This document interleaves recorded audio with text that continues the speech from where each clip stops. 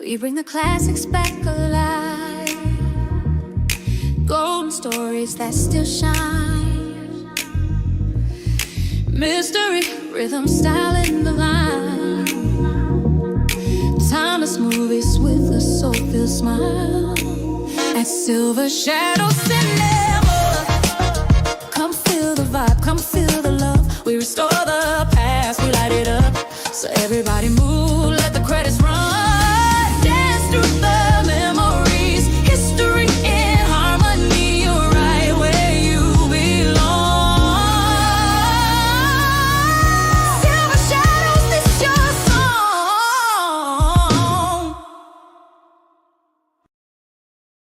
In the golden age of television horror, one man stood above the rest, Boris Karloff.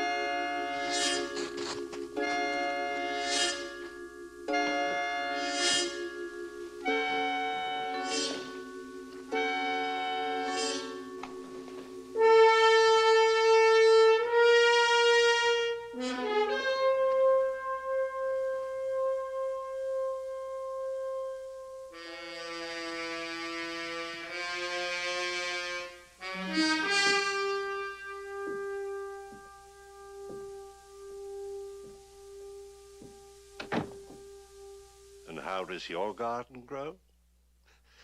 Well, as sure as my name is Boris Karloff, this one will flourish.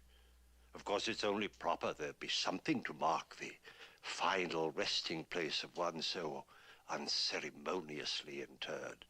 But then, of course, Ursula Sommervilles has very little respect for the dear departed, particularly since it happens to be a member of the family. Our story tonight concerns her slowly dwindling clan, as well as her sinister determination to become the last of the Sommervilles, which, by the way, is the title of our play. Our leading players are Phyllis Thaxter, Martita Hunt, Peter Walker, and this odd-looking chap is Dr. Farnham.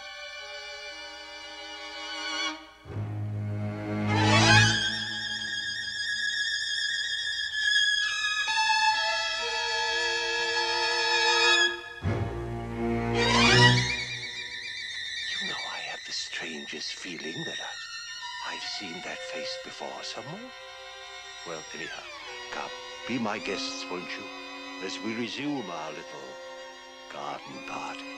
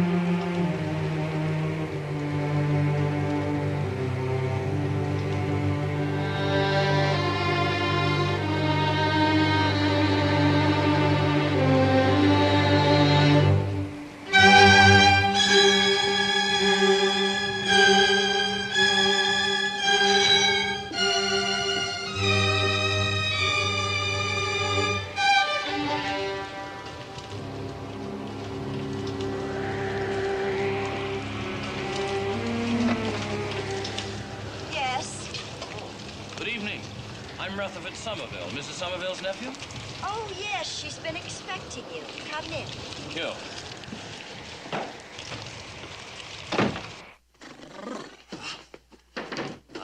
My.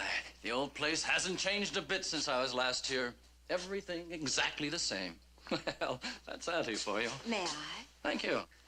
I'm really looking forward to seeing the old girl again. It's been a long time. She's a wonderful woman. Has a marvelous sense of humor. By the way, I don't believe I caught your name. Just call me Ursula. Fine. Ursula. Oh, my, it is a chilly night, isn't it? I believe I could do with a little stimulant. Mr. Sommerville, your aunt's waiting for you upstairs in her room. Oh, yes. Don't forget the flowers. Thank you.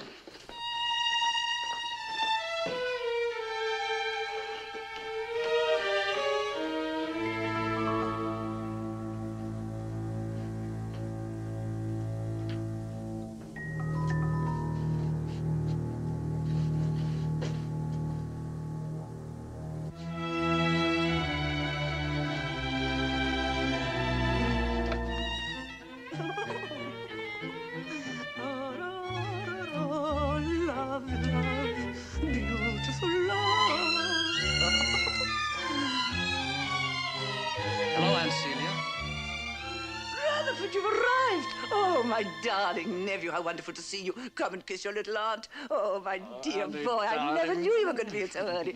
How handsome you're looking. Oh, it's good to see you again, Aunt Celia. You look lovelier than ever. Oh, flowers for me? Oh, lovely. Roses, my favorites. Oh, darling. Oh, what a long time since you've been here, isn't it? 15 years, Aunt Celia. You bad, bad boy. You promised to come and see me when I made that investment in your African gold mine. Why didn't you? Where were you? Well, never mind, never mind. You look just like your dear father come to life again. And now you're the last of the Sommervilles, you know. Oh, my dearest. Oh.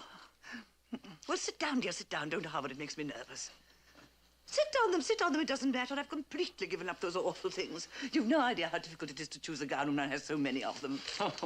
Oh, darling Aunt Celia. You did get my letter, didn't you? Of course. All about your visit to Paris. I adore Paris. I have some friends there who give the most perfect parties. I must give you a letter of introduction to them before you leave. Well, actually, Aunt Celia, I'm not going to Paris for pleasure. It's more for business, you might say. How important that sounds. What sort of business? Well, don't you remember? Some extremely influential men over there have been pestering me for weeks to join them in a very profitable venture that could make me a small fortune. Rutherford, you clever little boy, I am proud of you. Tell me all the dirt. Well, there is a little problem lurking in the background somewhere, Auntie. They want me to buy up a certain party's shares. Well, that's why I came. Here I thought is a chance to do my dear aunt a nice little favor and cut her in on the whole thing. What a sweet thought. How much would you want? $1,000? Rutherford! Yes? You're sitting on it. On what? My lace cloak. Real chantilly. I wanted to wear it to the party tonight. Why, it's beautiful, Aunt Celia. I think it does something for me. Now, Auntie dear, about the money. Now I must get ready. I know you'll enjoy the party tonight. Is it tonight? Well, of course. Don't you recognize a last-minute rush? Well, then I'd better get ready, too. But, Auntie dear, I must let Paris know as soon as possible, so Come in. Excuse me, it's time for your bath. Shall I run it for you? Well, if you want to. But I'm perfectly capable of running it myself. By the way, where's Sophie? Not that I care, but you should have been here to greet Rutherford. Aunt Sophie, is she staying here with you? Yes, my dear boy, unfortunately. She's been visiting me for the last 3 weeks. Well, where is she? Go and find her. Aunt Celia, don't you remember? She left for a European excursion 4 weeks ago. Oh, has it been as long as that? Yes, dear. Well, never mind. Good riddance to bad rubbish, that's what I say. Sister or no sister. Now, if you'll excuse me, dear, I must go and get ready for my bath. I always relax in a hot tub for an hour before a party. It's my own personal little beauty secret. See you later.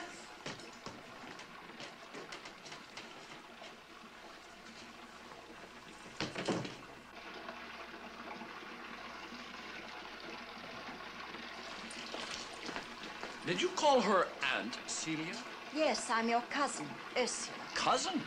4 times removed, by marriage, that is. I see. And you obviously live here with her, hmm? Well, shall we say I work here, I cook, take care of her in the house. We haven't been able to keep help for more than a few weeks at a time. And how long has all this been going on? 10 years now, since my father died.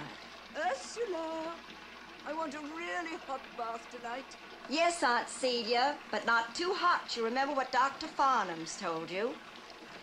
You may be interested to know the whiskeys in the library. Why, anyone would think you were a mind reader, a cousin. Not at all, Rutherford.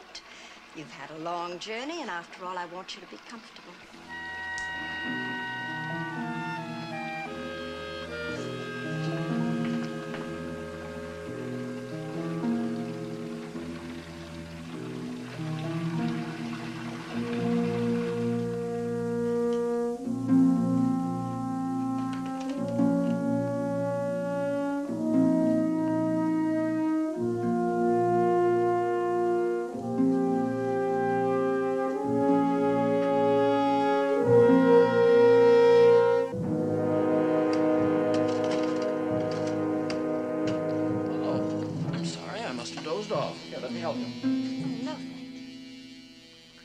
Aunt Celia looks well, don't you think? No, but she is terribly healthy, considering. Considering what? Those little heart seizures of hers. But she'll probably live forever. I certainly hope for a while, at least. In a couple of days, I should be in Gay Paris. Yes, I know. Will you be there long? It depends. It's more of a business venture than a pleasure trip. I read the letter. Oh? Have another. It may be a nasty night. Are you sure you won't join me? No, thank you. So, where was I? Oh, yes. Thing is, I want to cut our dear old auntie, and of course you, in on the whole thing. You see, I believe in thinking of the family first. Yes. After all, I'm a Sommerville. You're a Sommerville, and dear old auntie is the Sommerville to end them all. Go on. Well, tomorrow I'll get it all fixed up and be on my way. I see. If you would like to show me to my room now, I think I'd better get ready for the party. Party? Aunt Celia's. Oh, that. There's not going to be a party tonight or any other night. There never has been. It's all in her imagination. How very weird. Still, there's no harm in being a little eccentric as long as it doesn't interfere with her writing checks. Very good, Rutherford. Yes, I like that. Come, I'll show you to your room. I think you'll find it quite comfortable. You're right next to Aunt Celia. I'm sure anything you've arranged, cousin, will be perfect. The other rooms upstairs are all reserved for her guests. Guests? Yes, the ones who are coming to the party. Delightful, don't you think?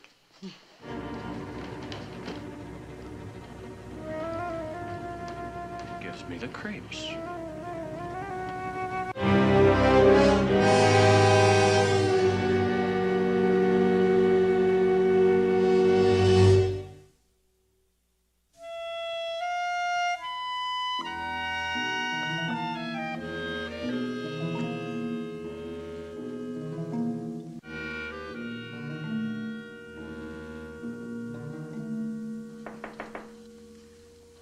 Come in, Rutherford. Oh, I'm sorry I took so long, Auntie dear. There we are. Now, when you knocked, I was thinking about poor Rutherford. The dear boy's been coming to see me every day for nearly a week now, and I still don't know what to do about him. It's not that I mind lending him $1,000, but I want to know he's doing the right thing. I'm sure he is. We must try to help him. But I can't understand why he wants any money at all, when my brother left him a big inheritance. But, Auntie dear, there's nothing left of it. Nothing left of it? What can he have done with it? Well, he couldn't help but be generous. He's like you, dear. When all his friends were in need of money, he didn't have the heart to refuse. But, of course, when he needed it himself, they all deserted him. So what could he do but gamble and write bad checks? Gamble? Bad checks? But why didn't you tell me this before? You know I can't stand shocks. Well, I had to be sure of the facts, particularly after that African business. That's when I became suspicious. Not a penny. He won't get a penny. And I'm so fond of the dear boy. Don't frown, Ursula. Frowning begets wrinkles, and you're getting quite a few, you know. Why can't you be gay like me? You're really very dull, you know. But so dependable. Oh, rub little Celia's neck, dear, will you? Her head's splitting. Yes, of course, Aunt Celia. Thank you, dear.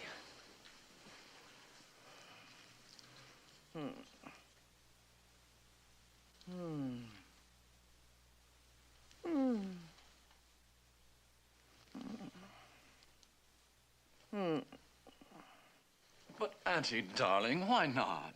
I've told you, Rutherford. This is awfully important to me, Aunt Celia. Rutherford, the subject's closed. 500? Not a penny, not a penny, not a penny. Now, let me get on with my invitations. But I've got to have the money, Aunt Celia. Rutherford, don't shout at me.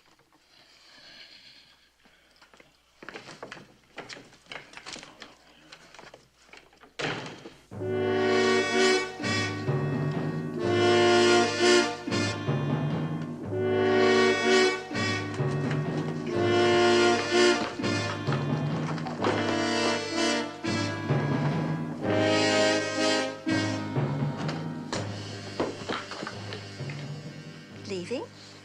Yes, I'm getting sick of the scenery. I'm going to try and catch the 7:58 train back to town. Oh, I wouldn't give up if I were you. I can still get that $1,000. I have friends. Your creditors? Yes, I understand they're most anxious to be friendly. How did you know that? I know because they inquired. There's no business proposition in Paris, and the 1,000 is just to pay your way out of the country. Aunt Celia won't lend you the money, but there may be another way out of your difficulties.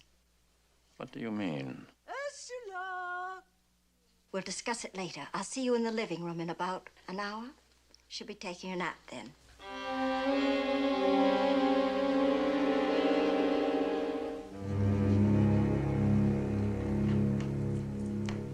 All right, you said there may be a way out of my difficulties. Now, what is it? Care to play a game of chess, Rutherford? Look, my mind is on $1,000. $1,000 I need desperately, and $1,000 I'm not going to get. Auntie could give you 20 and not even feel it. 20? She'd die before she'd do that. That's not entirely impossible.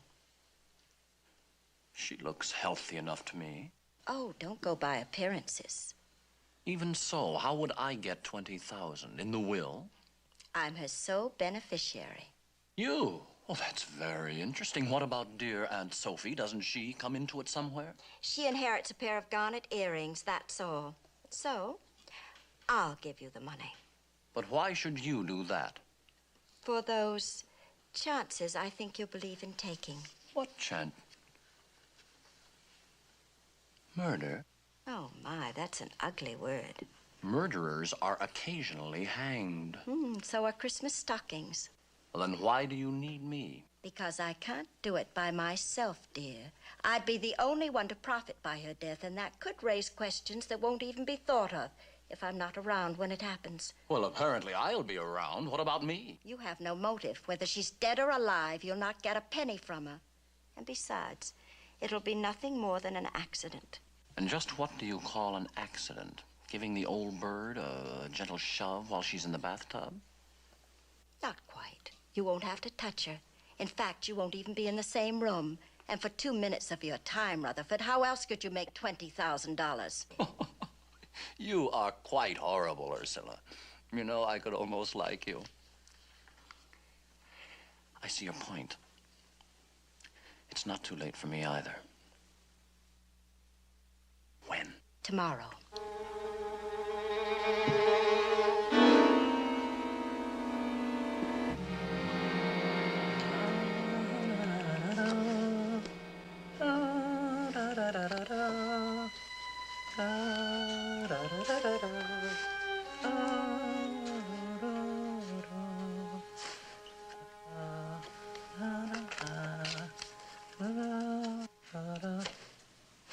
Ursula! Yes, Aunt Celia? Come and close my windows. I'm in a draft. I'm sorry, dear. I forgot. Did you mail the invitations I gave you this morning? Oh, yes, of course I did. Where are you going? I thought I'd put these in the laundry. Is there something else I can do for you? Well, I thought I'd have a nice hot bath to relax myself. Oh. Why, yes. Why don't you? I'll draw it for you. No. No, on second thought, I'll have it later. Much, much later, just before I go to bed. Oh, by the way, Dr. Farnham will be here at 8 o'clock. I've invited him to dinner. Dr. Farnham? Coming for dinner? Are you sure? Do I have to repeat everything twice? Tell cook we'll have breasts of chicken with white wine sauce, parsley potatoes and kidney beans. Aunt Celia, have you forgotten you asked me to dismiss cook 3 weeks ago? Oh, good gracious me, so I did. The wretched woman was stealing me blind. Well, I'll have to leave dinner to you. We have got breasts of chicken in the house, haven't we? I had planned a roast of lamb. How vulgar. I do think you might have had chicken in the house. You know, it's my favorite dish. It's the least you could do for me. After all, I shan't be with you much longer. Oh, of course you will, Auntie dear. Now, don't you worry. I'll see to things right away. I'm sorry I was cross. After all, I'm quite fond of you, Ursula. You're so useful.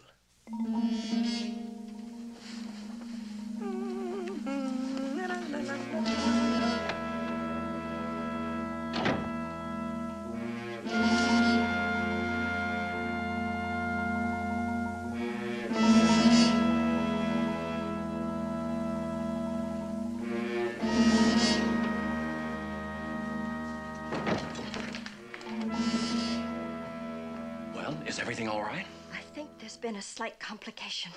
But everything's all right, isn't it? I'm not referring to that.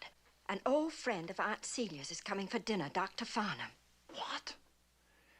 Is he really coming, or is it just another one of her imaginary... I don't know, but I'll phone him and find out. Well, if he comes, it'll ruin the whole thing. No, as a matter of fact, it won't. He's going to make it quite easy for us, even official. Get to the point. How? I'll find a way to make him drive me to the village after dinner. Now, you keep out of sight. I'll say you went out for the evening to play cards with some friends. You go down into the cellar, leave the door ajar slightly, and wait until you hear the front door slam. I'll be sure to close it loudly enough when I leave. Now, you'll remember what to do.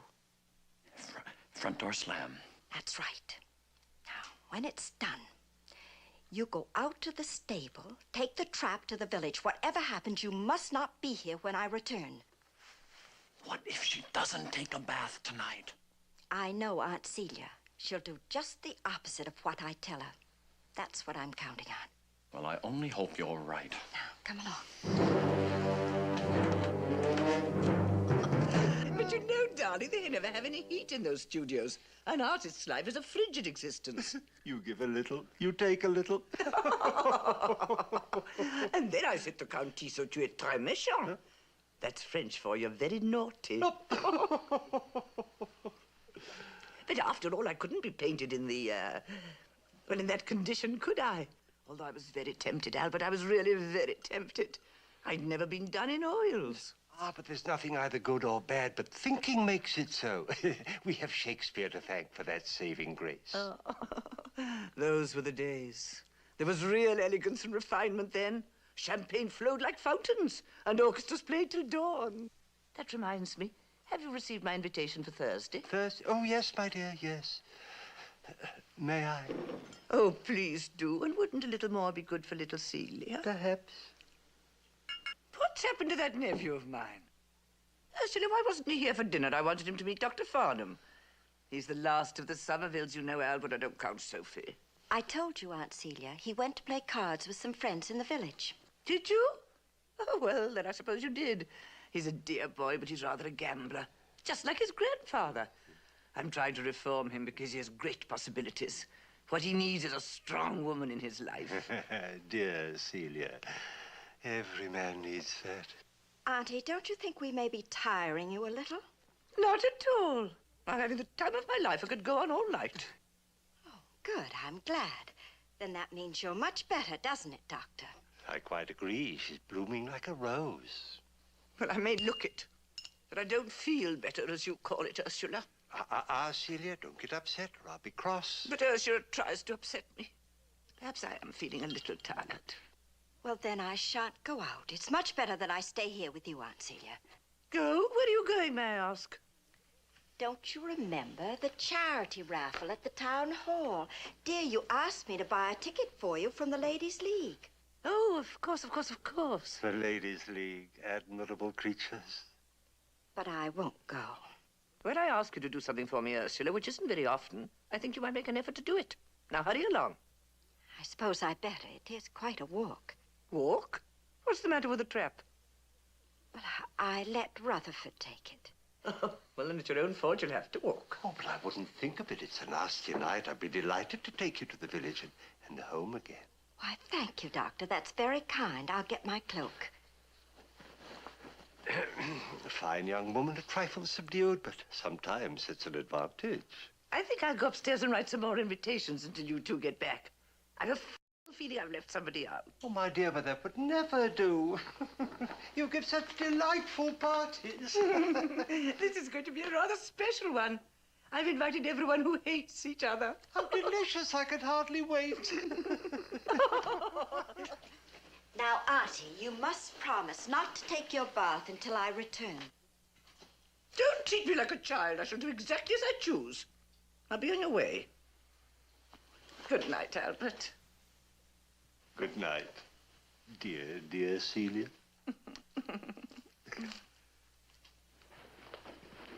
Are we ready?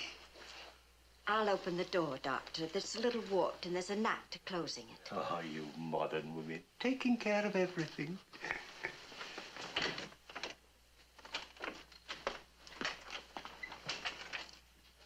Good night, dear.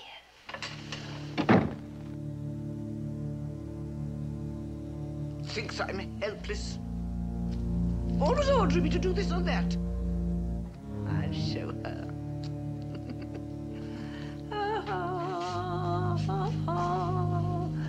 Love, oh.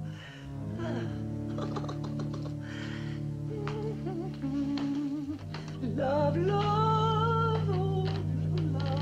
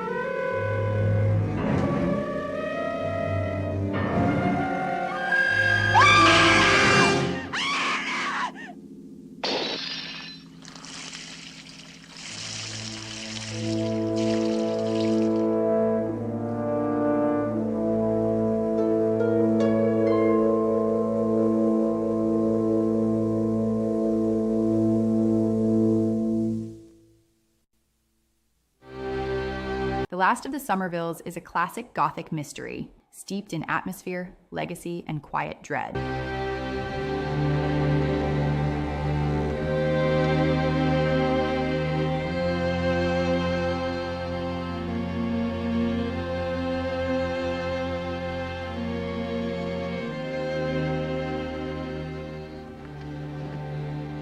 I'll bring the carriage to the gate, my dear.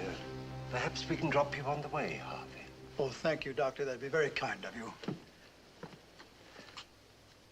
Again, my sincere condolences, Ursula. Thank you, Mr. Parchester. And Mr. Sommerville. Thank you, Mr. Barchester. Will next week be convenient to meet about your aunt's affairs? I suppose so.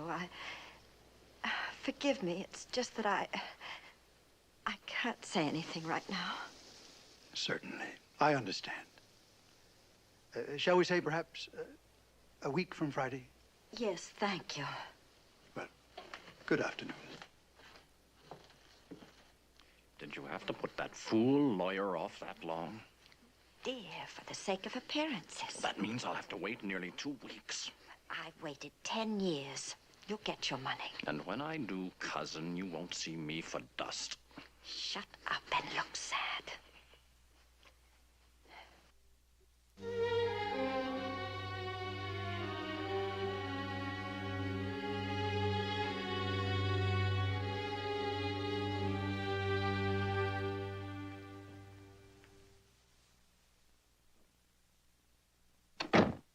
Rutherford! Rutherford! Rutherford! Ursula? What's the matter? What's the matter? I just found this in the letterbox. Murder is not cheap, nor silent. How could anyone know? It's impossible. Did you see anyone? Did you see anything? Of course not. I looked. There was no one around.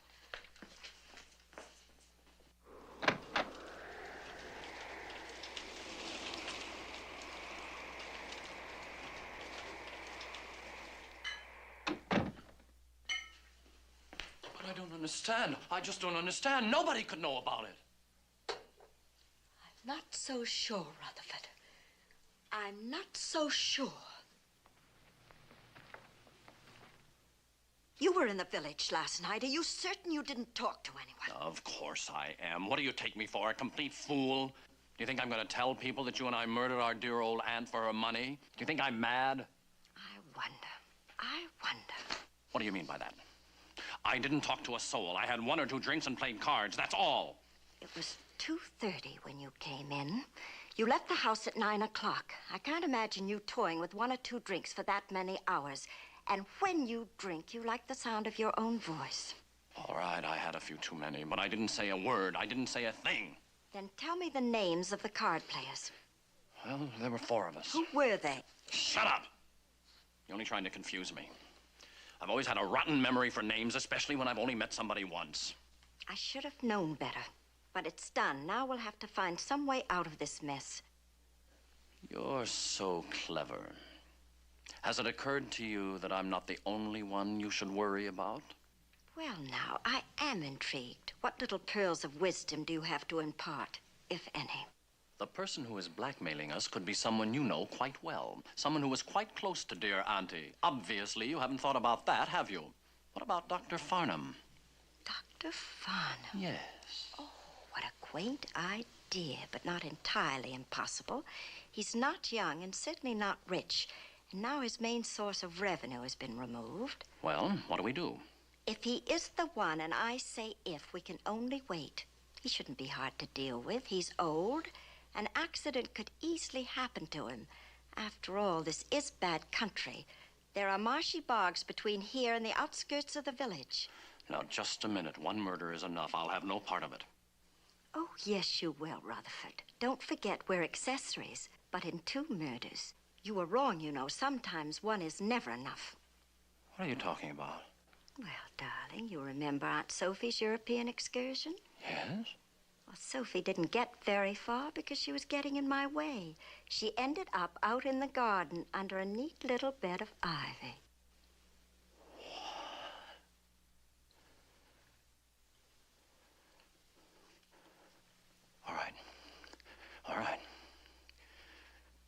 Sam's death should look like an accident. Now, just how do you propose to accomplish that? There are several ways. I need a little time to think. I want to be alone. Do you mind? Not in the least. I'm sure you're bound to think of something. I'll leave everything in your hands. Good night. Dr. Farnham.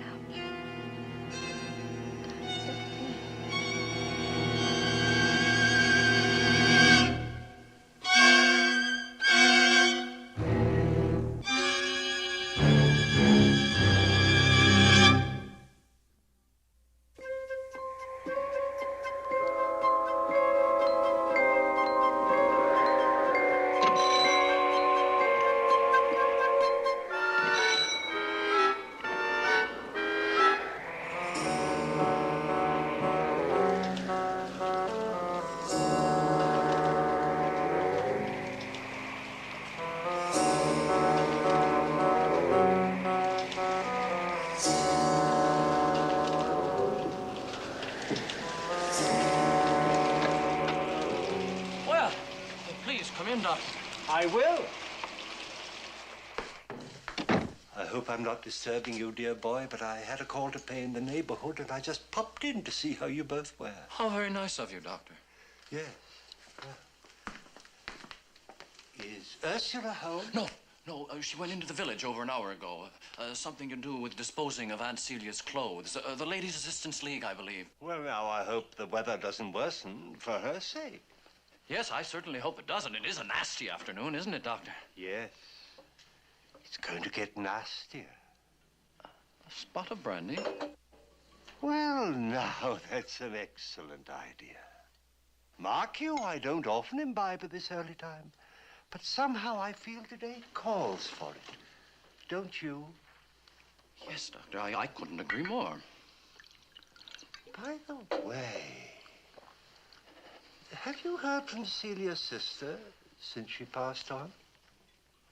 Well, Ursula cabled her, but we haven't had a reply yet. I suppose it's understandable. Ursula said Aunt Sophie intended hopping all over the place this time.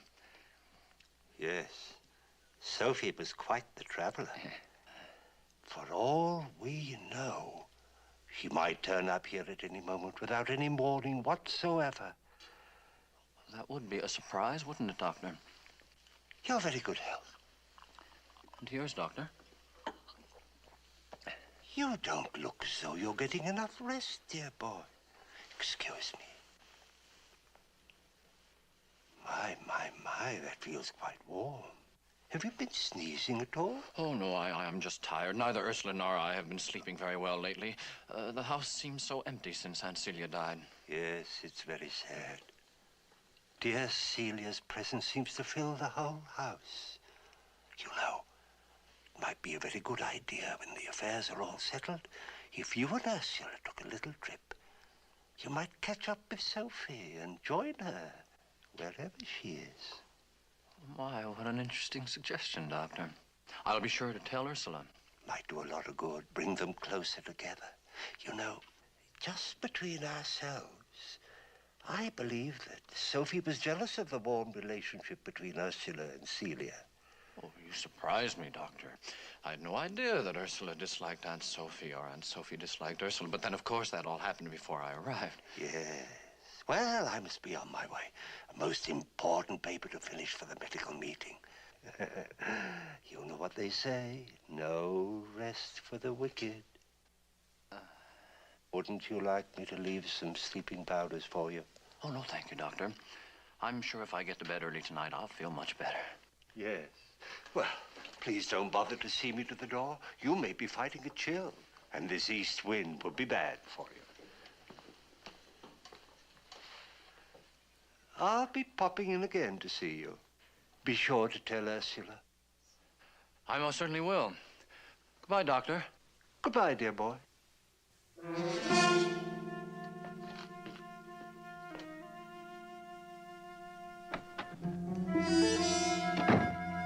He knows. The old...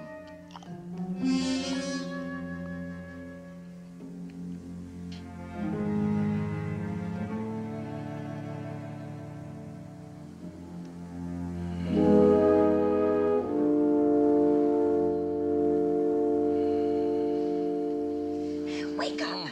We're being watched. Someone's out there watching the house. Come, take a look. Don't you see a light? Yes. It must be Dr. Farnham. Who else? Here, take this. We may have to use it legitimately, you understand. We had a prowler on the grounds. Of course.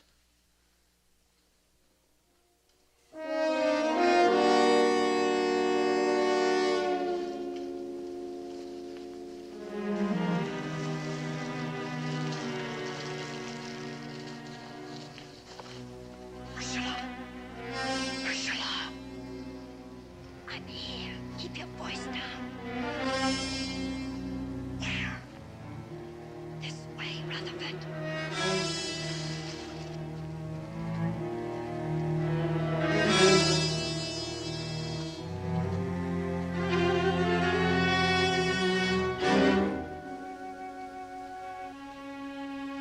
Ursula, where are you?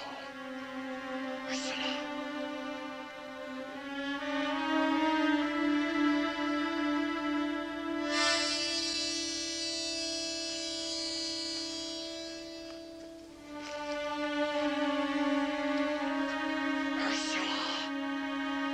Over here. Quickly.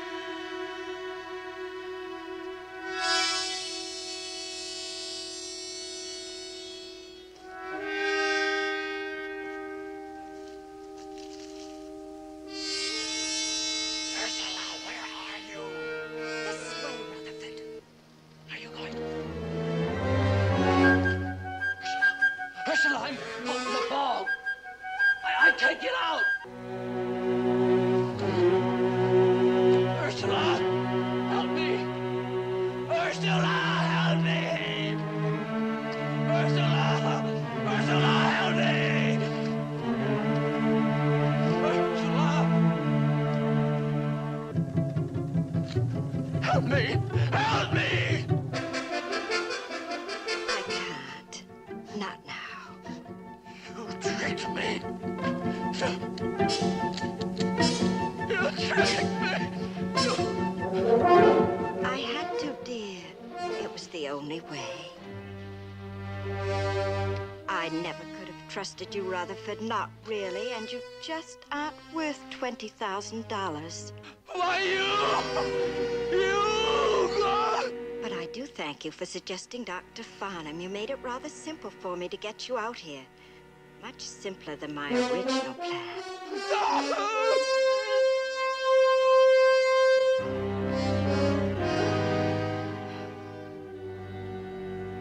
Good night, Rutherford.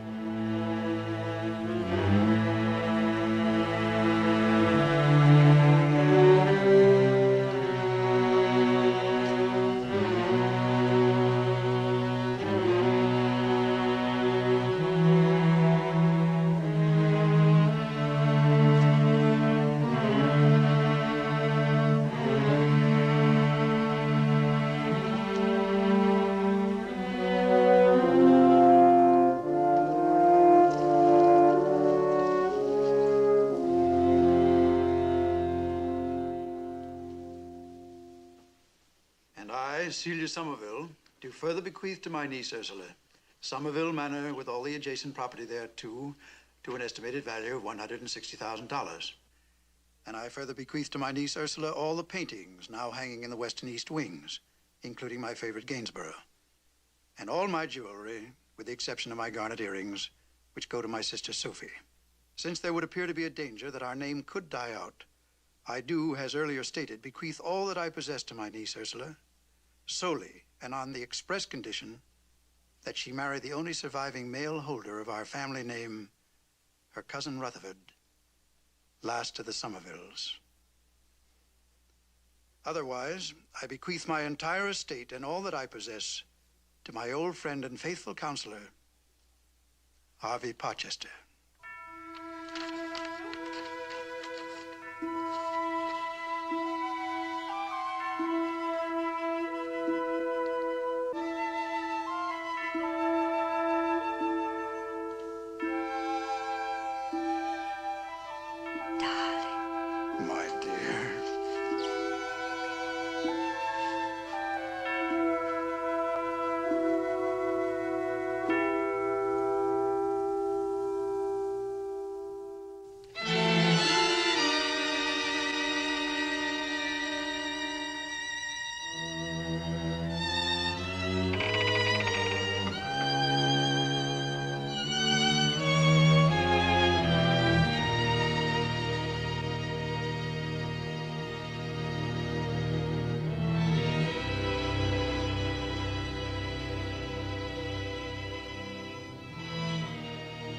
last of the Sommervilles, huh? I wonder who the next owners will be.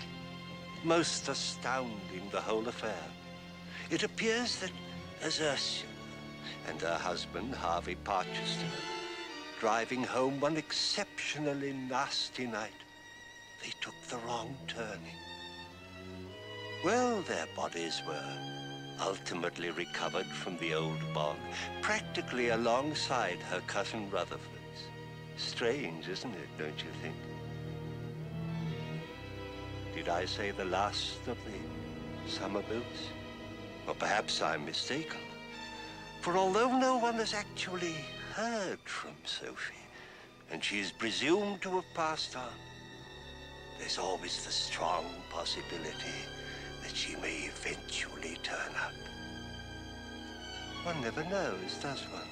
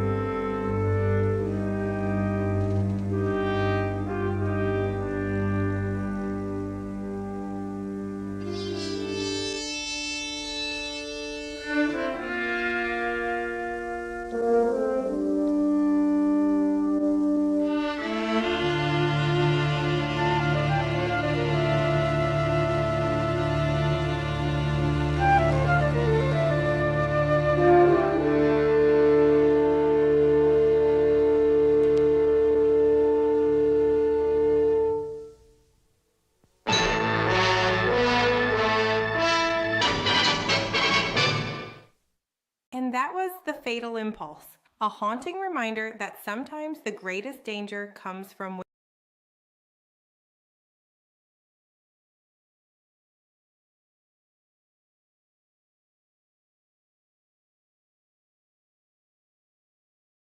We bring the classics back alive, golden stories that still shine, mystery, rhythm, style, and the line, timeless movies with a soul-filled smile.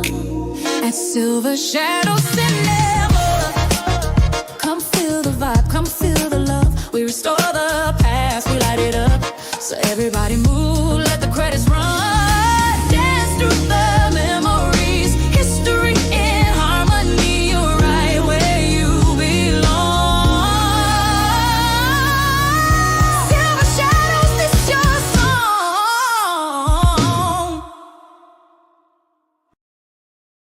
In the golden age of television horror, one man stood above the rest, Boris Karloff.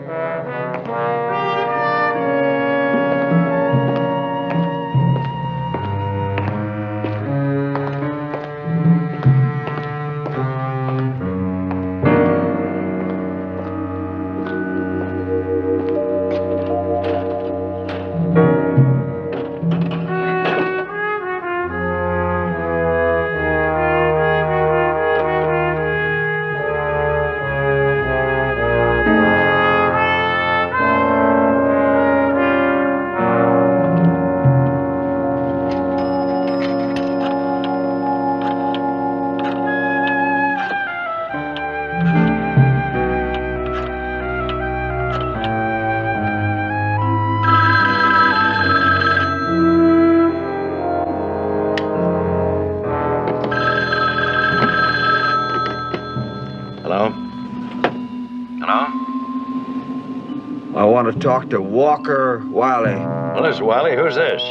You know what time it is, Mr. Wiley? Yes, it's 5 o'clock in the morning. Did you wake me up to tell me what time it is? No, Mr. Wiley. I called to tell you your time is up. You're not fit to live. You'll never live to be mayor. You'll never live to see tomorrow. Wait a minute. Who is this? Hello?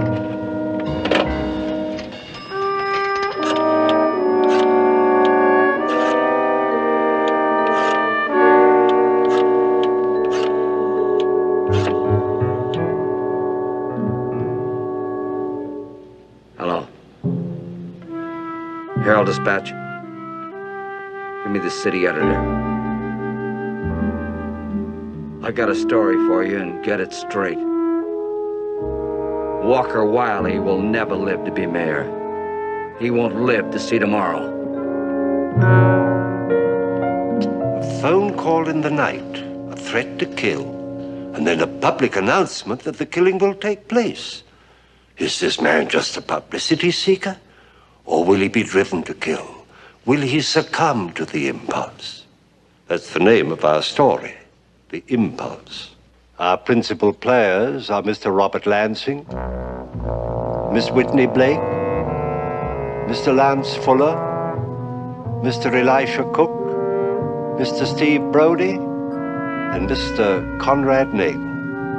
Before very long, one of these girls, unwittingly, will be carrying a deadly bomb through the crowded city. As sure as my name is Boris Karloff, one man's impulse will paralyze a great metropolis for 6 terrifying hours.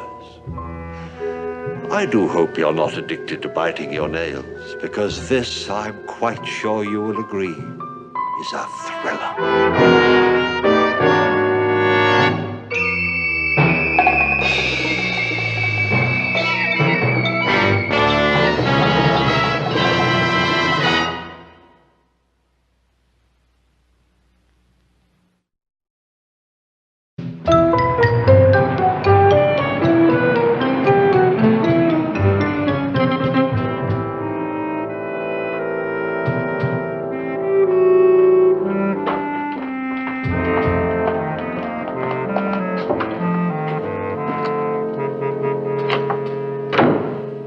Mr. Wiley, Lieutenant Rome, Sergeant Hannigan, Police Special Squad. Mr. Wiley said when you came, you should go right in.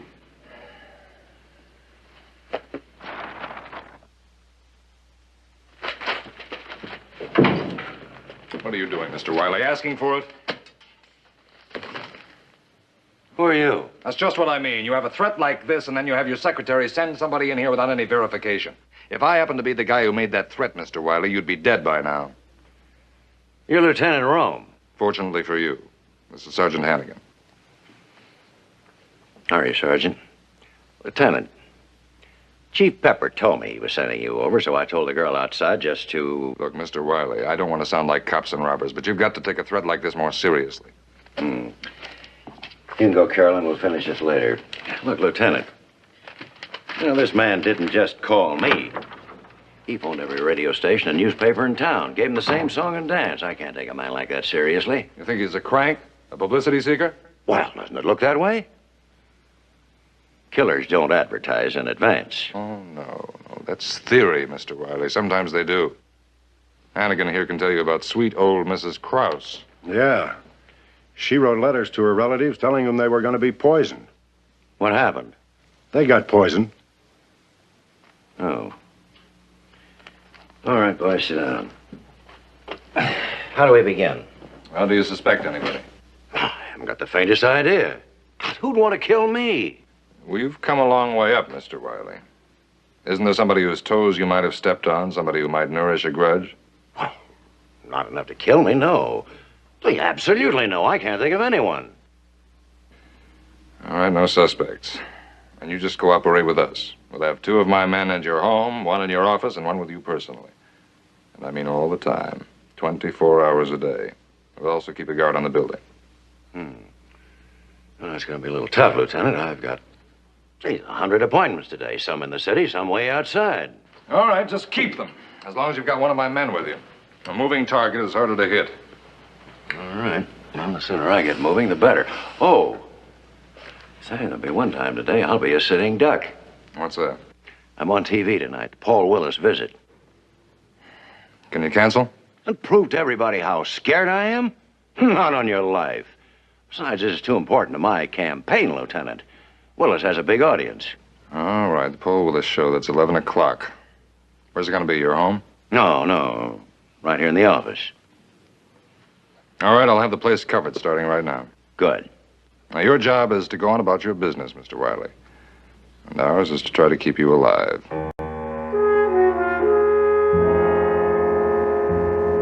And as of 4 o'clock this afternoon, the leading story is still the anonymous threat against the life of Walker Wiley, Commissioner of Water and Power, prominent businessman, and candidate for the mayoralty of our city. While it is still possible that the whole thing may be an elaborate hoax, police are taking no chances. Although Mr. Wiley is insisting on carrying out his regular schedule, full protection has been provided by the police special squad under Lieutenant Brian Rome. Mr. Wiley will go through with his scheduled TV appearance tonight at 11 on the Paul Willis program. According to Police Chief Pepper, complete precautions have been enforced since early this morning. It is safe to say that no unauthorized person will have any chance of getting near Wiley for the duration of his television broadcast.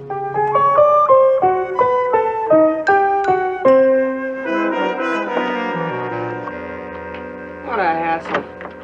I hope His Honor doesn't make a habit of this TV bit.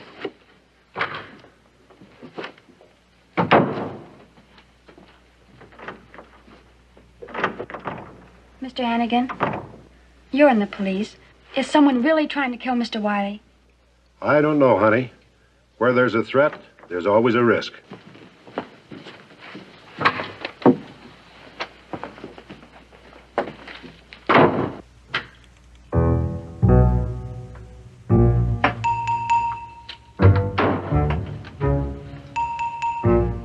They told me to change the light bulbs in Mr. Wiley's office for the TV program.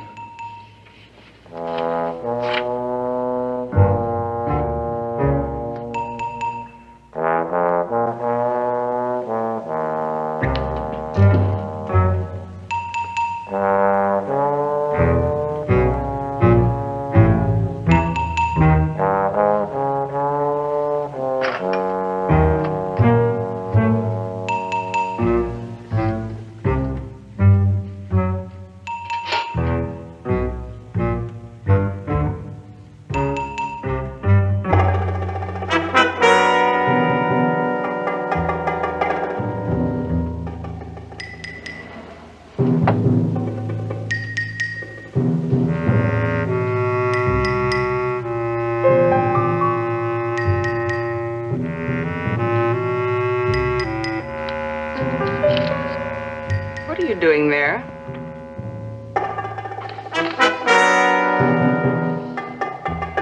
They told me to change the light bulbs. What did you just take out of that drawer? I've never seen you before. You don't belong here. Hannigan! Hannigan!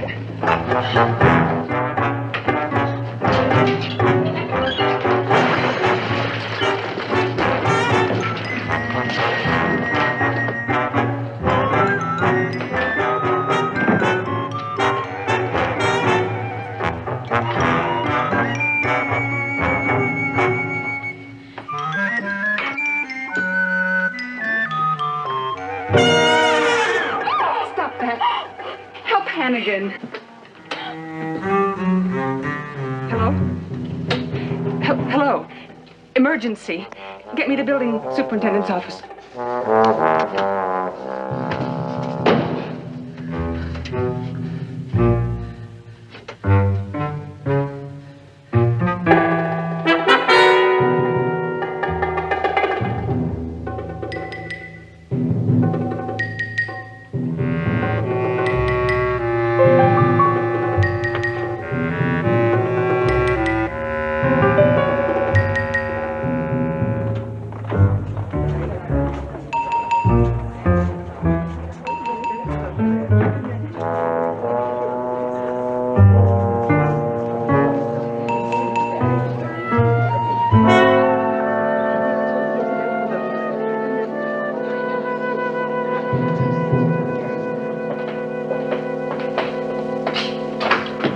trying. I must get some. Never mind. What is it?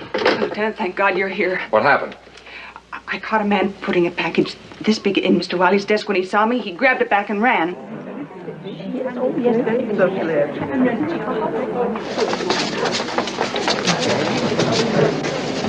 Very well indeed. You can't mistake him. Those maintenance coveralls are white. Excuse me.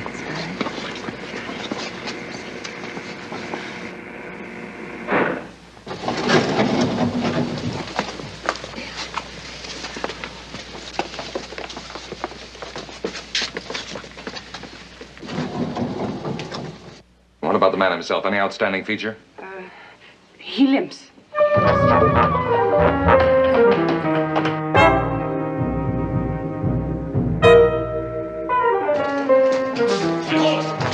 Stand back. All right, take it down. Police special. Come on, let's go.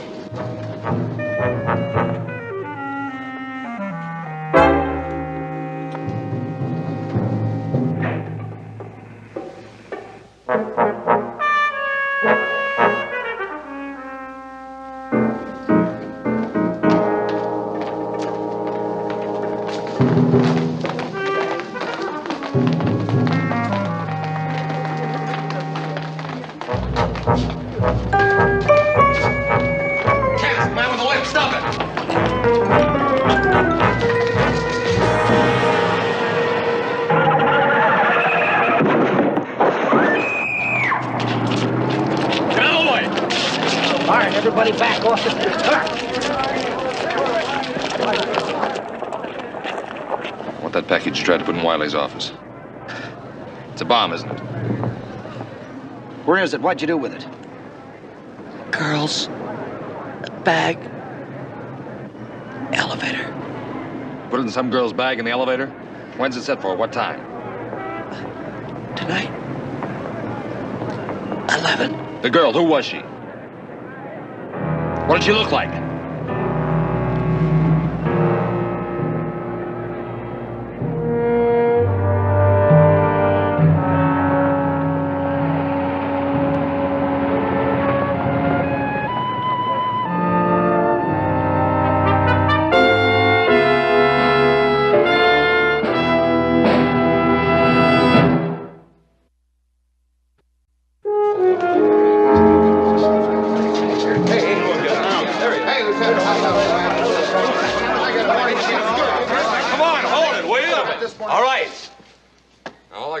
This bomb, meant for Wiley, was slipped into some girl's bag in the elevator this afternoon.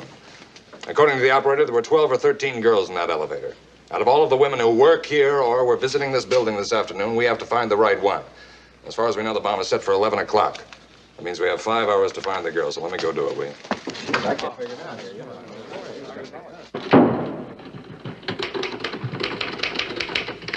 Did you hear from the hospital about Hannigan? Yeah, they said his eyes would be all right. Lieutenant, I have station K2AY on the phone. Yeah. Yeah, hello, who is this? Mr. Stanley, this is Lieutenant Rome. Now grab a pencil and take this down. A bomb, 3 or 4 inches square, was slipped into the purse of a woman in an elevator in the Heinz building at 5 o'clock today. Yeah, that's right, a bomb. All women who left the building at that time should examine their pocketbooks. If such a package is found, telephone the police immediately. Put the purse out in the yard and keep everybody away from it until the police arrive. Have you got that? All right, good. And I want it repeated every half hour. There's some girl walking around this town with a bomb. And you can save her life. George, what about that list of telephone numbers of the business offices? Just about ready. All right, let's take what we got and get back to headquarters. There'll be a battery of men working telephones as soon as we can get there. Right. Oh, Lieutenant. That right what I just heard? Man with a bomb got chased out of here, slipped the bomb in some girl's purse, and then got himself killed by a truck. That right? That's right. Brundage, you're off, Mr. Wiley. You go on back. According to his driver's license, the man's name was Harry Elser. You ever hear of him? Elser. No, doesn't mean a thing.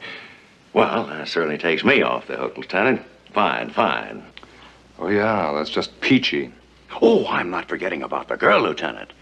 But you fellas will find her in plenty of time, I'm sure of that. Yeah, thank you for the faith, Mr. Wiley.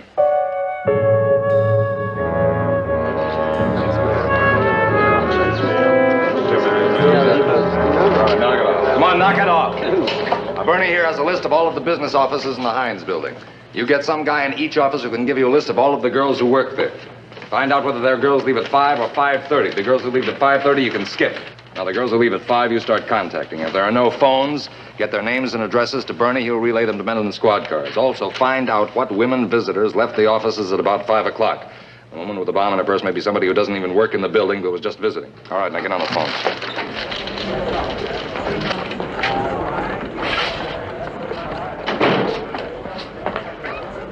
Lieutenant? Yeah. What the bomb experts tell you? Well, they say with the type of bomb you described, it isn't strong enough to knock over a building or anything, but it could kill maybe 12 or 15 people in a group. Could it contain a timing device? No, not a clock anyway. It's too small for that. But it could contain a chemical timing device. They say the OSS during the war had a incendiary pencil. It had a timing device in it that was accurate up to a half an hour. What time is this thing supposed to go? 11 o'clock. Figure maybe a half hour before or a little later. With this type of bomb, they say if it gets shaken up and all, it could go at any time. It's good to know. Hey, George. George, we're not going to do any good here. Let's drive out to Elsa's and see what we can find out, all right? All right. Bernie, if anybody wants me, get me in the car.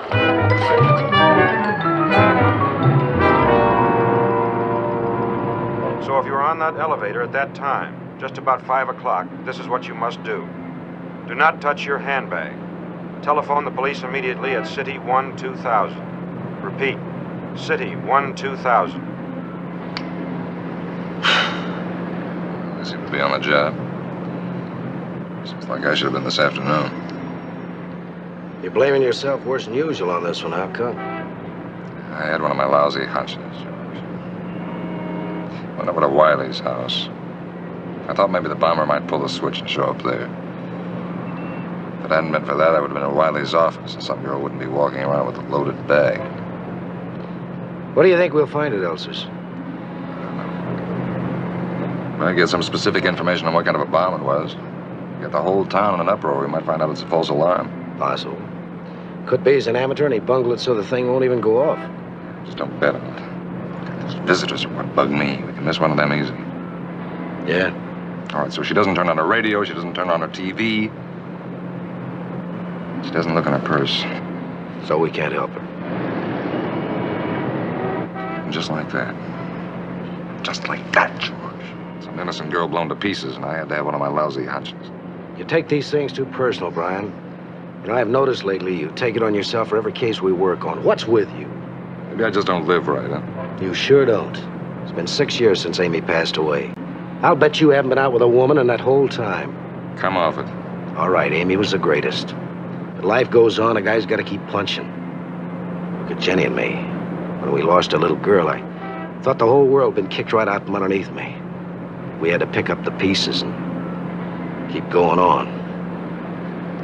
Now, we got the new little one, and everything's great again.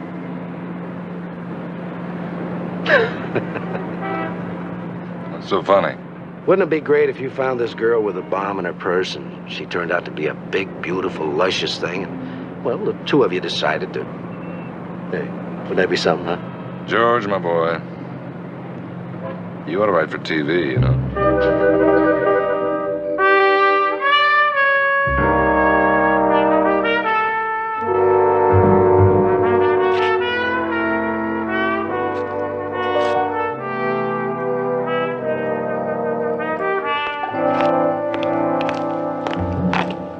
Neighbors know anything?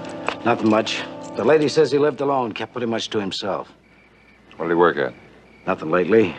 She said he was some kind of an engineer with a water and power company. Got fired about 2 years ago. That's it. That's it. Motive. Wiley, Water and Power Commissioner. He probably blamed him for losing his job. Huh? All right, I'll look over the house. You check the garage. All right.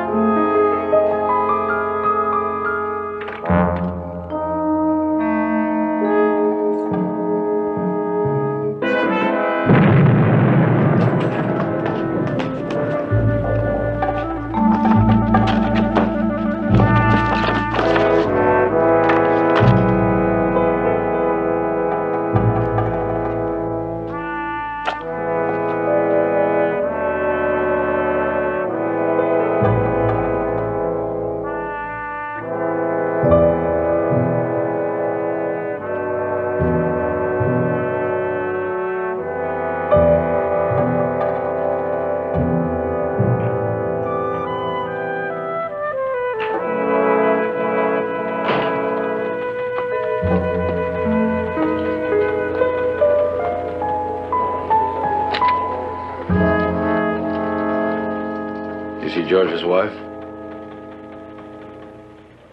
Yeah,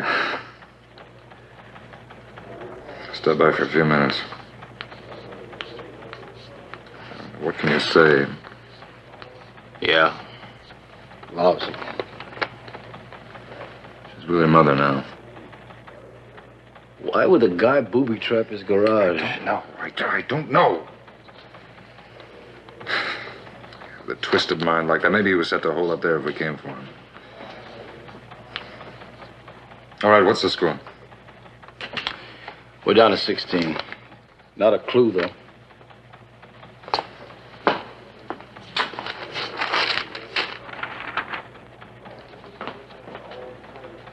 Hi, Lieutenant. Nary a bomb, nary a bomb. So here's 5 names you can cross right off your list. I wish you could have seen some of the things I took out of those women's handbags. You wouldn't believe it. Yeah, that's perfume. Lieutenant, I think you better write me a note so my wife won't clobber me. You know, sometimes, son, you just kill me, you know that.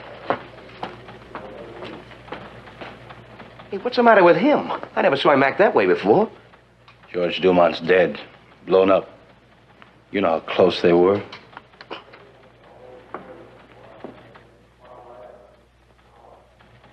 All right, what's with this first one, Kimball? She's a commercial artist. An agency in the building handles her stuff. Never mind the biography. Why can't you reach her? Sorry. No answer from her phone. No one home when I sent a car. But I got some more stuff from the agency. 10 to 1, she'd be dining out with her boyfriend. That's a Robert Larrymore of Northern Lithograph. His favorite restaurants are Ma Zarin's and Angelo's, and the Seventh Heaven if he's in a dancing mood. Okay, that's nice work.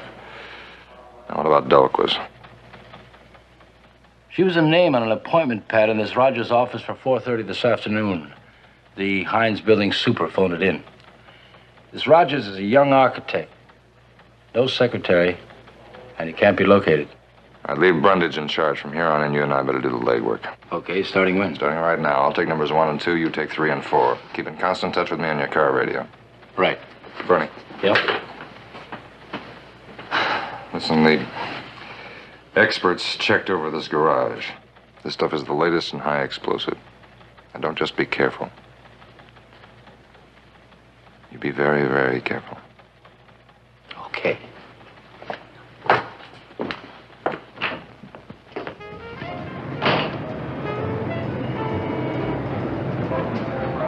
Did you enjoy my company?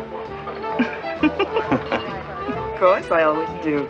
Now, Miss Kimball, for the 100th time, may I beg for the supreme honor of your hand in marriage? Bob, you promised not to tonight. Well, I can't help it. I'm crazy about you. Look, Jane, why don't we take the plunge? If it's your work you're thinking about... Excuse me, Mr. Larrymore, Miss Jane Kimball. Yes? Who are you? Police. Lieutenant Rome, Special Squad. I have to talk to Miss Kimball. Well, here I am. What did you want to talk to me about? Miss Kimball, is it correct that you were at the Heinz Building this afternoon? You left at 5 o'clock. Yes, that's right. You took elevator number 1 on the west side. Is that correct? Yes, I did. Oh, what is this, a quiz game? Tell Miss Kimball what you want and let's get it over with. Is that the same bag you were using then?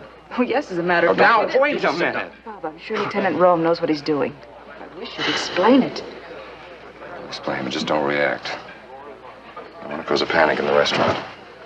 This afternoon, a man was caught trying to plant a bomb in Walker Wiley's office. It's a little thing, but it's very powerful. He got away. Elevator number 1 on the west side.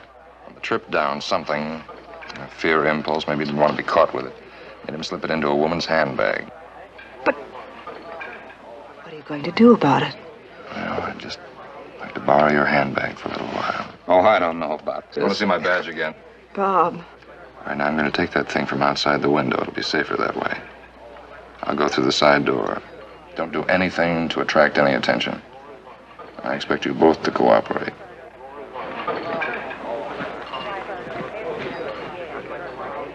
He is on the level.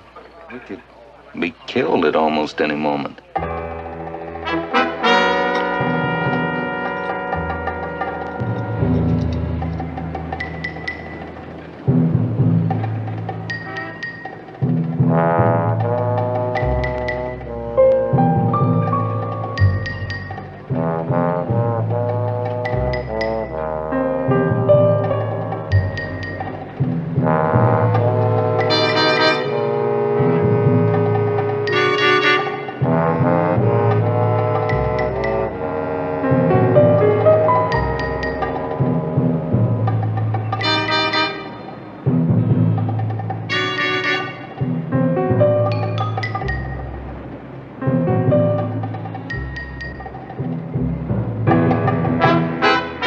The Fatal Impulse explores a chilling idea. What happens when a single uncontrollable urge changes everything?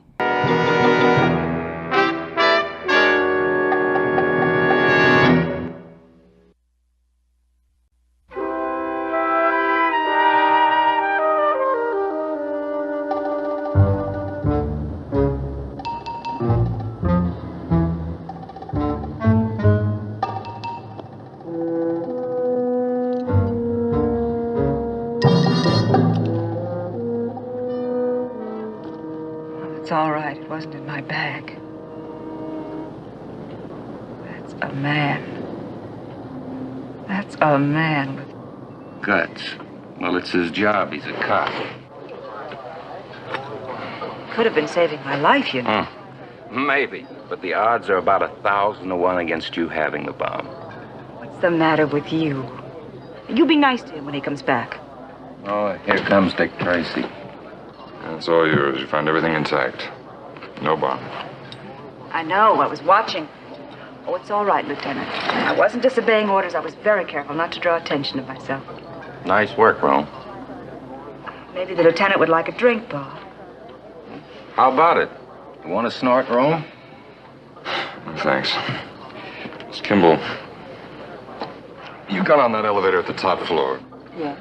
What do you want me to remember? The number of stops the elevator made and the floors, possibly. Oh, I doubt it. 3 or 4 stops. If it was faces you wanted me to remember. What about faces? Well, I have almost total recall on faces. I make a living by drawing them, so... You mean you could draw every face on that elevator? Well, everyone I happen to look at, yes, I could try. Try. Oh, yes.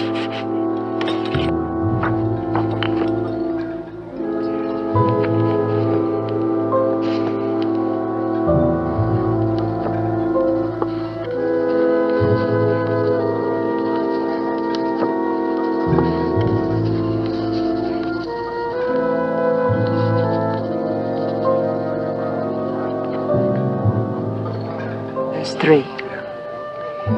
It's the man. That's Elser. Man with the bomb? He was standing right next to me. Think of the poor girl who really has it, walking around not knowing. You'll find her, won't you? Let's keep that thought. I only have an hour and a half at the outside. Take this if I may. Thank you very much, Miss Kimball. Good night, Mr. Carloff. Lots of luck, Rome. Oh, I wonder where the waiter is. I need another drink.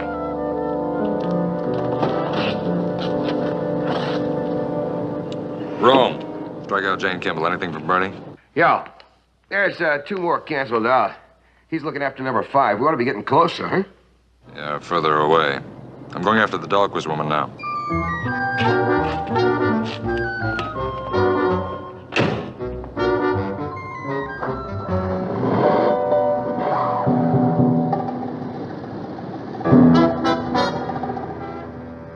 I told you I'd be home at 9. It's only 1/4 now. Why all the questions? What were you doing between 4 and 6 this afternoon? I was shopping with Gladys Rubin. I phoned the Rubens at 5:45. The sister said that Gladys had just left to meet you. Now, what were you doing between 4 and 6? All right, if you must know, I was at the bridge club, but I didn't lose any money. You're lying. I phoned the bridge club, too. You were with Rogers, weren't you? No. You spent most of the afternoon with young Rogers, and you weren't discussing architecture. You're a filthy If you think you can put suspicious- anything like that over on me, you're out of your head. I don't have to stay here and listen to this. I'm getting out of here, and I'm not coming back. You're staying here until I get the truth.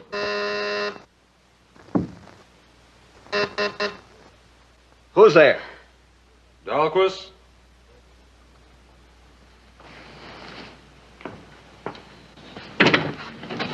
Is there a Miss or Mrs. Dahlquist here? First name Marjorie.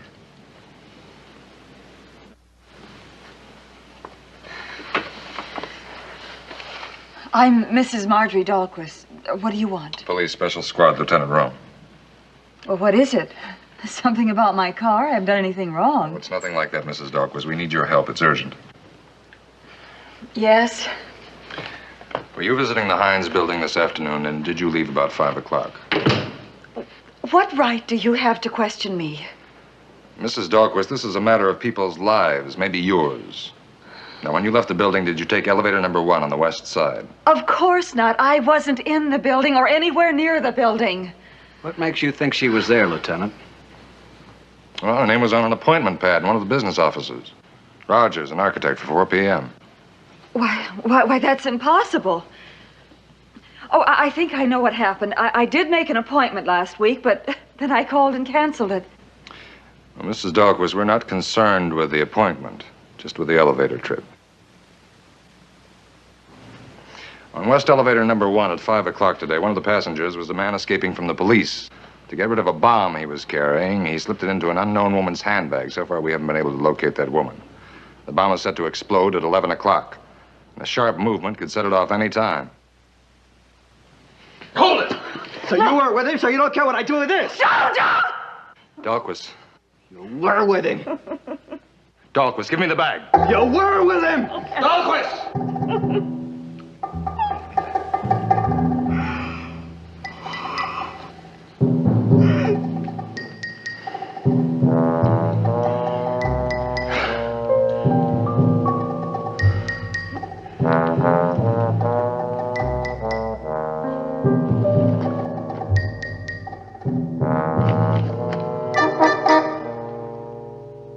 No bomb.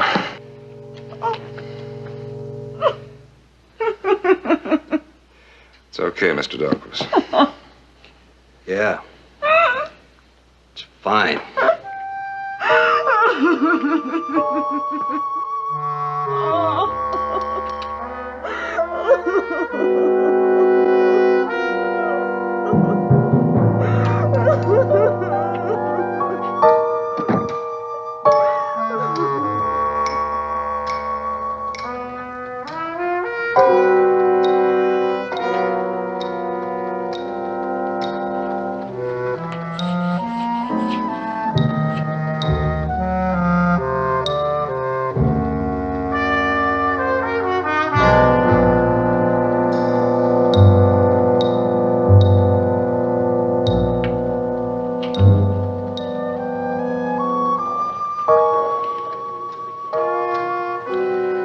Missed out. Somehow, some girl didn't get on any of those lists. So what do? Sit around and wait for a girl to get blown up, I guess.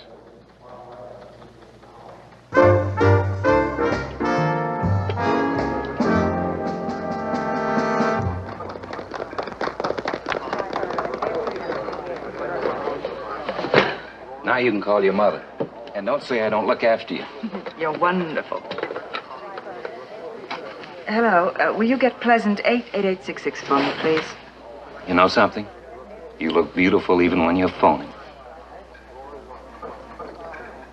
All right, thank you. I'll try again later. Mother of mine, I never know where she is.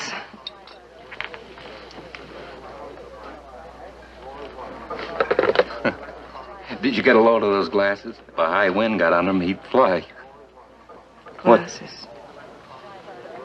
Glasses? That girl.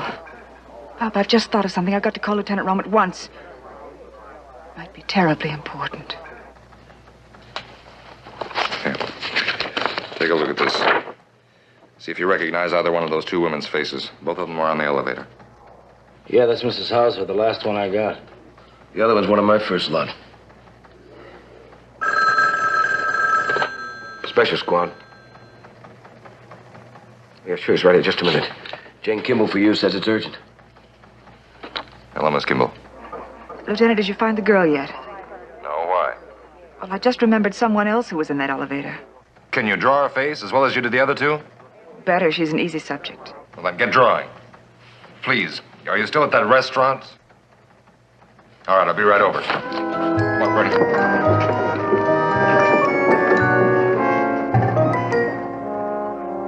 That's her, Lieutenant. Thanks. Thank you very much, Miss Kimball.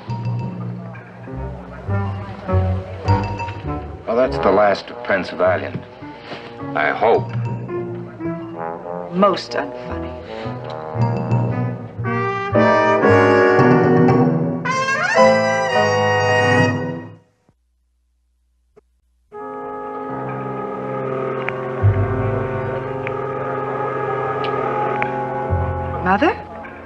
in the world have you been? I've been worried about you. Well, I was home for a few minutes at 5:30. There wasn't a sign of you. My dear, if you wouldn't talk so much, I'd be able to tell you what's happened. I'm going off with Martha Bailey for the weekend. Yes, I'll be back on Monday. Goodbye, dear. Have fun. There now, let's see. You have my suitcase, I have my coat, and... Oh, dear. Hurry, Agnes. We have a train to catch. You see, that's typical of Jamie. Such a brilliant child. But she's so untidy. She comes in, throws down her drawings, and forgets all about them. I'll just put this in her room. And then we'll be off. Agnes, will you please hurry it up? Don't be impatient, Martha. Here I am.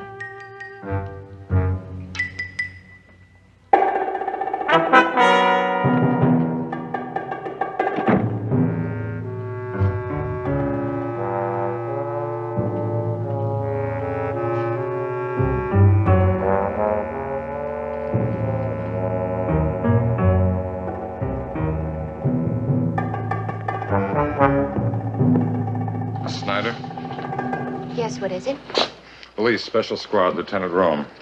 Miss Snyder, your mother told us where you were. When you left the Hines building this This is afternoon... that bomb business, is it? Well, you're wasting your time, Lieutenant. I heard the broadcast at 6 and checked in both my bags. There wasn't any bomb. And you couldn't take 5 minutes out to let us know? Why should I call? I mean, how should I know? There was no bomb, period. Did you say both your bags? Purse, miscellaneous. Attaché case, work. Where's the phone? Booth, gas station, anything? A couple of booths on the corner of Elm and Wedgwood.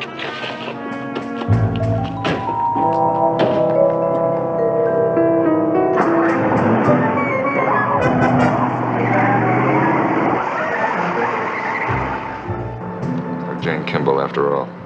How come? That's my fault. He also said girl's bag. Me, I give out handbag. I'm not smart enough to figure some girl might have another bag besides her purse. She told me she had a bunch of drawings with her.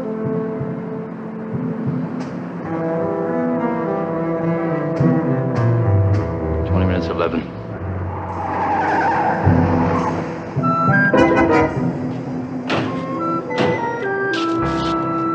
Call our house numbers in there. I'll get the rest.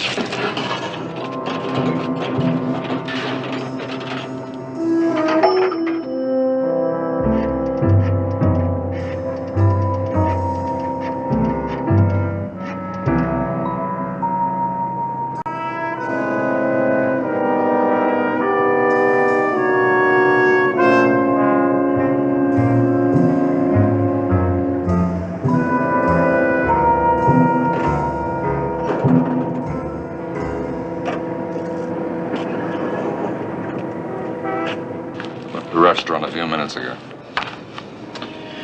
I went home at the house.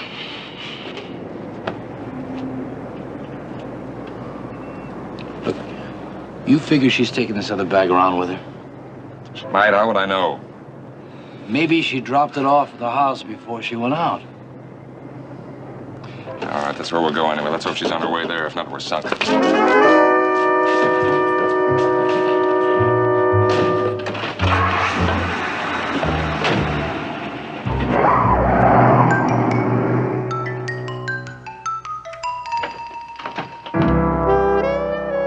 Don't go on being mad at me. Let's just forget about it, shall we?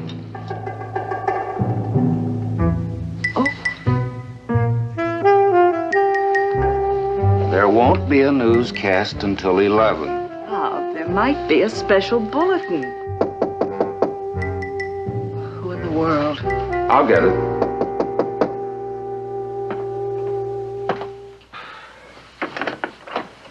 I have to see Miss Kimball right away. I'll tell her you're here. Miss Kimball. Well, Lieutenant, what? When you left your agent's office this afternoon, did you take any pictures with you? Yes, the ones he didn't want. What did you carry them in? Well, my portfolio, of course. Oh, but you said handbag. I'm stupid. Where is it now, the portfolio? Oh, well, let me think. I put it down in here. I'm sure I did.